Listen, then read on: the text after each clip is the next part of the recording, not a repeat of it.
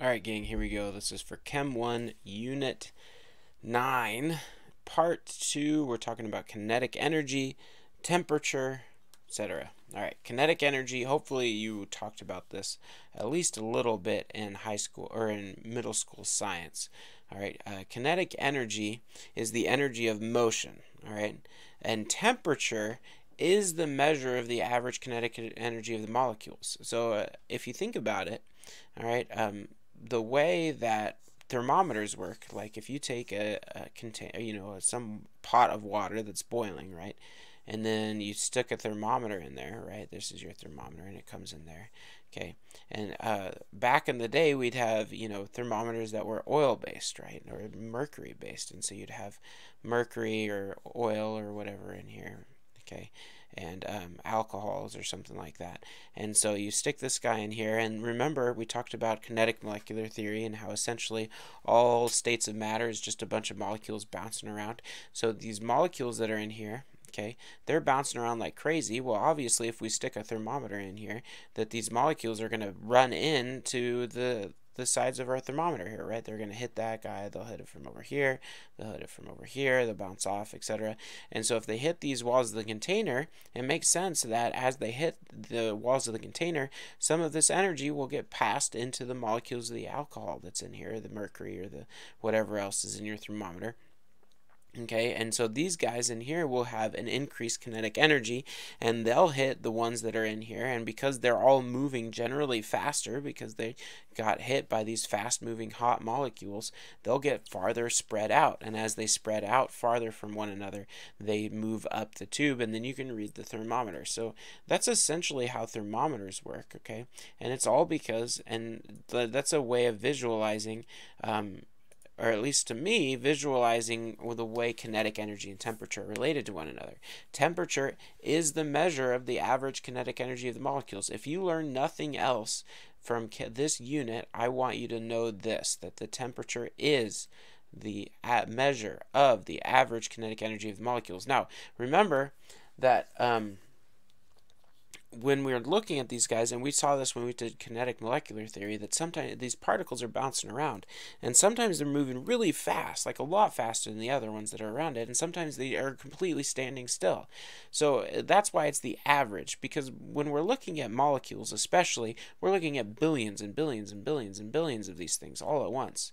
All right, and so their kinetic energy, because statistically, because we're looking at so many of them, that we get this nice little bell curve to it, where we've got a lot of them right in the middle. Some of them are moving really slow, some of them moving really fast.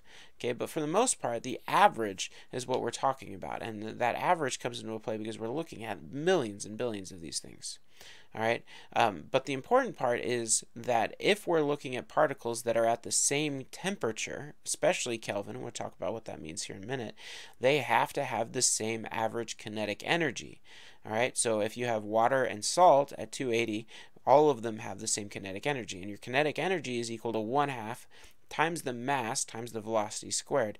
And this is kind of tricky, right? Because you got your mass and your velocity. So if you've got something really big, but it's at a given temperature, that means it has to be moving a lot slower than something that's really small.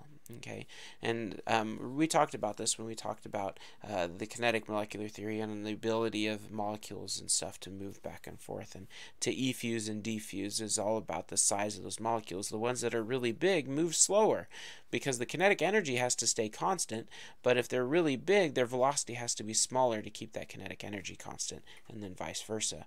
All right, so this guy here is the Kelvin scale, and this is the standard, the SI unit for temperature. All right, so here's a little graphic showing the 3 different temperature scales. We got Fahrenheit, Celsius, and Kelvin. Okay, the Fahrenheit, we've got boiling point at 212. Celsius is really nice at 100. Boiling point at Kelvin is at 373.15. All right, freezing point of water in Fahrenheit is 32. Okay, Celsius is 0, Kelvin is 273.15. Absolute zero, so this is the absolute coldest temperature we can absolutely possibly be. It's at negative 460 degrees Fahrenheit, negative 273 degrees Celsius, or 0 Kelvin. And that's really why we use Kelvin, is because Kelvin is known as the absolute temperature scale because it's based off of absolute zero. You cannot have a negative Kelvin because it just doesn't exist, because the lowest you can possibly be is 0 Kelvin.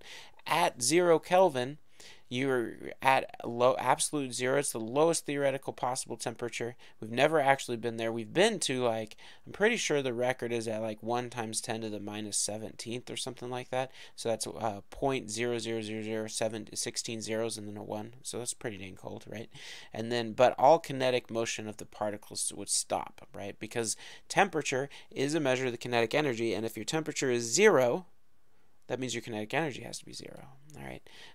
In order to convert between Celsius and Kelvin, really we just use this point here. 0 degrees Celsius is equal to 273.15 Kelvin. So anytime we want to convert to Kelvin, all right, we just add 273 to our Celsius degree. All right. Or if we need to convert from Kelvin to Celsius, we subtract 273. Super easy. All right. Last little thing here, okay, heat versus temperature. Heat is defined, and you might be thinking, well, those are the same thing. No, they are not. Sadly, they are not. Heat is defined as the energy transferred from one object to another. All right, so heat is the energy in motion, or the heat, this movement energy, okay? So when we talk about this, really what we're saying is we've got some sort of barrier, right? So if you're holding an ice cube, that barrier is the barrier between your skin and the ice, right? And so let's just use that as an example. So you got ice on one side, and you got your skin on the other, right? Okay, and so this has a certain amount of kinetic energy.